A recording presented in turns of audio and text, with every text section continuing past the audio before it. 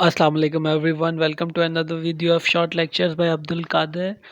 Guys, जैसा कि आपको मालूम है कि हमारे चैनल पे एक वीडियो ऑलरेडी अपलोड हो चुकी है जिसमें पाकिस्तान नेवी को एज सिविलियन ज्वाइन करने की सारी ही डिटेल्स हैं, जिसमें ये भी शामिल है कि आइंदा जॉब्स कब आ रही हैं और एप्लीकेशंस कैसे सबमिट होंगी, टेस्ट किस तरह का होगा, उससे रिलेटेड टिप्स और सजेशंस और रिज़ल्ट कब आता है, फिर मेडिकल का प्रोसेस होता है, डॉक्यूमेंट सबमिशन होती है, पर्सनालिटी टेस्ट होता है, उसके लिए जो टिप्स हैं, इंटरव्यू होता है, इंटरव्यू की टिप्स हैं, और फिर उसके बाद जो जॉइनिंग की हैं सारी फॉर्मेलिटीज़ हैं।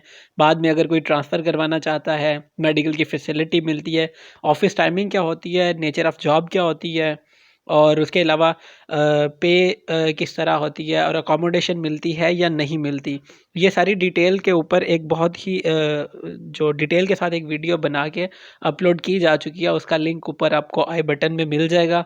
लेकिन आज ये वाली जो वीडियो है इसमें हम पूरी डिटेल को नहीं, अगर आप पूरी डिटेल जानना चाहते हैं तो वो आई बटन से आप वीडियो को अप्रोच कर सकते हैं। लेकिन जैसा कि आपको इसके सब्जेक्ट में, इसके टाइटल में, वीडियो के टाइटल में नज़र आ रहा है कि हम पूरी डिटेल नहीं बल्कि एक ख़ास पहलू को डिस्कस करेंगे, जैसे स्क्रीन पे जो कि टॉपिक आपको नज़र आ रहा है। मेरी पिछली वीडियो में कुछ इन्फॉर्मेशंस थी जो कि मिस हो गई किसी वजह से, तो मैं वो यहाँ पे क्लियर कर देना चाहता हूँ कि सिविलियंस की अगर बात करें तो उनकी कभी भी नेवी खुद से ट्रांसफ़र नहीं करती जब तक कि वो खुद से केस नहीं प्रोसेस करते। अगर वो कराची में, लाहौर में, इस्लामाबाद में कहीं पे भी अपॉइंटेड हैं तो वो हमेशा वहीं पे रहेंगे जब तक कि वो खुद ना ट्रांसफ़र के लिए एप्लीकेशन जमा करवाएं। और दूसरा जो सेलर्स का बैच 8 2020 है, उनकी बहुत ज़्यादा क्यूरीज आ रही थी कि कब रिज़ल्ट आ रहा है। तो अगर सारी चीज़ें स्ट्रीमलाइन होती, कोरोना का इशू ना होता, तो जून में उनकी जॉइनिंग हो चुकी होती। लेकिन मैं आपको क्लियर कर दूं, किसी को अभी तक कोई इन्फॉर्मेशन नहीं है कि कब रिज़ल्ट आएगा। तो सारी इन्फॉर्मेशन, सारे प्रोसेसेस कोरोना तक रुके हुए हैं। कोरोना के बाद ही सारे मेरिट लिस्ट और सारे जो भी रिज़ल्ट हैं वो आएँगे। और जो ब्रेवो 2020 की टेक्निकल वालों की, मेरीन वालों की थी, वो मार्च अप्रैल में एडवर्टाइज़मेंट आनी थी, लेकिन वो भी हालात की वजह से वो आपके सामने है। और जो चार्ली है वो इंशाल्लाह अगस्त सितंबर में आएगा। सी 2020 वो नॉन टेक्निकल वालों का होगा, नायब खतीब, डीएई और मेरीन वालों का। तो वो इंशाल्लाह हालात बेहतर हो जाएंगे और अगस्त सितंबर में उसकी ऐड भी आ जाएगी। और दूसरा जो सिविलियन की जो फाइनल मेरिट लिस्ट है, वो मैं आपको क्लियर कर दूं, वो लिस्ट कहीं पे नहीं लगती। जो लोग सिलेक्ट होते हैं, जिनका इंटरव्यू क्लियर हो जाता है, तो उन लोगों को कॉल कर दी जाती है। जो सिलेक्ट नहीं हो पाते उनको कॉल करके भी नहीं इन्फॉर्म किया जाता। तो इसके लिए बेहतर यही है कि जब आप इंटरव्यू देने के लिए जाएं तो बाकी जितने भी लोग आपके साथ इंटरव्यू दे रहे हैं उनके साथ आप मोबाइल नंबर्स अपने एक्सचेंज करके एक व्हाट्सएप ग्रुप बना लें, ताकि जब भी अगर किसी को भी इंटरव्यू की कॉल आती है तो एटलीस्ट बाकी सबको पता चल जाए कि कॉल्स आ चुकी हैं, अगर आनी होती तो। और दूसरा, किसी वजह से आपका नंबर आउट ऑफ रीच होने की वजह से हो सकता है कॉल ना आए, तो आपको जब भी अब पता चले कि रिज़ल्ट आ चुका है फाइनल सिलेक्शन का, तो आप अपने सेंटर में कॉल करके अपनी इन्फॉर्मेशन दे के उनसे पूछ सकते हैं कि आपका नाम है या नहीं।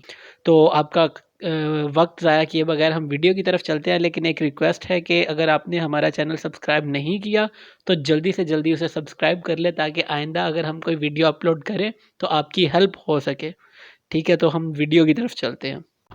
जब आप अप्लाई कर देते हैं तो आपके सामने एक पूरा पैटर्न में आपका वो फॉर्म आ जाता है अप्लाई करने के जो फ़ौरन बाद, जहाँ पे आपने जितनी भी डिटेल्स एंटर की होती हैं वो सारी उस फॉर्म में शो हो रही होती हैं। लेकिन सिर्फ 2 टेबल्स होते हैं जो कि इनफैक्ट 2 इन्फॉर्मेशन होती हैं। एक आपको टेस्ट का डेट और टेस्ट का टाइम वो फ़ौरन नहीं बताते, और वेबसाइट पे ये इंस्ट्रक्शन लिखी होती है कि जी आप 72 आवर्स बाद आके 72 घंटों बाद, यानी तकरीबन 3 दिन बाद आप देखेंगे तो आपको ये डेट और टाइम मिल चुका होगा। लेकिन नॉर्मली ऐसा बिल्कुल नहीं होता, ज़्यादा टाइम लगता है। और इसमें परेशानी वाली बात नहीं है। आप जब एडवर्टीज़मेंट आती है तो उसमें मेंशन होता है नीचे इंस्ट्रक्शंस में कि आपको फ़लाँ डेट से फ़लाँ डेट के दौरान आपकी डेट अपलोड कर दी जाएगी कि आपने, और ये भी मेंशन होता है किस डेट से लेके किस डेट तक आपके टेस्ट होने हैं। तो इसलिए परेशानी की वाली कोई बात नहीं है। इस चीज़ पे पैनिक होने की ज़रूरत नहीं है कि 72 घंटे हो गए हैं तो मेरी अभी तक डेट नहीं उन्होंने इशू की। फिर इस मामले में आपको ये चीज़ ज़हन में रखने की इंतहाई हद तक ज़रूरत है कि जो ही आपके पास वो डेट और टाइम इशू हो जाता है तो आप फ़ौरन से पहले कोशिश करें कि उसका आप प्रिंट आउट ले लें, जो कि बहुत ज़रूरी है। डेफ़िनेटली आपने जब टेस्ट देने जाना है तो वो वाला आपको प्रिंट आउट चाहिए होगा। लेकिन आप अगर सुस्ती करते हैं तो अब ज़्यादा कम से कम इतना कर लें कि वो जो पीडीएफ फाइल है उसको आप सेव करके अपने पास लैपटॉप में, कंप्यूटर में, मोबाइल में रख लें, ताकि जब ज़रूरत पड़े, जब आप आसानी से जाके प्रिंट निकलवा सके तो प्रिंट निकलवा लें। क्योंकि बाज़ औक़ात इस तरह होता है कि एक तरफ आपके सिविलियंस की जॉब्स आ जाती हैं, एक तरफ शॉर्ट सर्विस कमीशन वालों की आ जाती है, या कैडेट्स की आ जाती हैं, या सेलर्स की आ जाती हैं। तो ऐसे में ये मसला आता है कि आप जो डेटा है वो नेवी वाले रिमूव कर देते हैं, जो प्रीवियस लोगों का सिविलियन की जॉब आई, उनका डेटा अपलोड हुआ, आपने प्रिंट नहीं लिया, सेलर्स की जॉब आ गई, शॉर्ट सर्विस कमीशन वालों की आ गई, कैडेट्स की आ गई, तो वो डेटा रिप्लेस कर देते हैं, तो आपका डेटा ज़ाया हो जाता है। फिर आप पैनिक हो जाते हैं, आप टेंशन में आ जाते हैं कि अब क्या होगा। तो उससे बचने के लिए सबसे बेहतर यही है कि जितनी जल्दी आपका वो टाइम और डेट अपलोड हो जाती है, आप फ़ौरन से पहले उसका प्रिंट निकलवा लें, या कम से कम उस पीडीएफ फाइल को अपने मोबाइल में, अपने सिस्टम में सेव कर लें। फिर आगे जो टेस्ट फ़ीस की बात की जाए, और जो डिटेल्स है कि आपने टेस्ट वाले दिन अपने साथ क्या लेके जाना है, तो सबसे जो इम्पोर्टेंट चीज़ें हैं वो तो ये है कि आप अपना शनाख्ती कार्ड साथ लेके जाएंगे। आपने कोई अपने डॉक्यूमेंट्स, एजुकेशनल डॉक्यूमेंट्स नहीं लेके जाने, आपने ओरिजिनल अपना शनाख्ती कार्ड लेके जाना है। और सिविलियंस की जो टेस्ट फ़ी है वो 200 रुपीज़ है, वो आपने कहीं बैंक में सबमिट नहीं करवानी। और इसके दो तरीक़ाकार होते हैं, आप बाय कैश ले के जा सकते हैं, या पोस्टल ऑर्डर्स। पोस्टल ऑर्डर की भी आप झंझट से बचें। अब 200 रुपीज़ आपके पास कैश हो, आपने वहीं पे बाय हैंड सबमिट करवाना होता है, टेस्ट से पहले आपसे कलेक्ट कर लेते हैं। और एक पासपोर्ट साइज़ फ़ोटो होनी चाहिए, जो आपने रोल नंबर स्लिप पे जो स्पेसिफिक एरिया है वहाँ पे मेंशन होता है कि ये प्लेस ऑफ फ़ोटो है, तो वहाँ पे आपने स्टेपल कर देनी है या पेस्ट कर देनी है।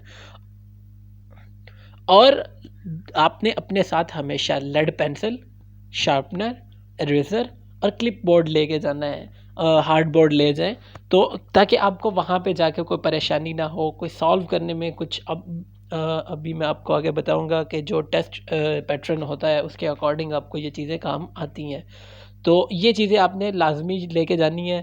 बाकी अगर आप मिस कर भी देते हैं तो आपको डेफिनेटली वो टेस्ट सेंटर के बाहर से भी अवेलेबल होंगी, वहाँ से भी आप परचेज़ कर सकते हैं।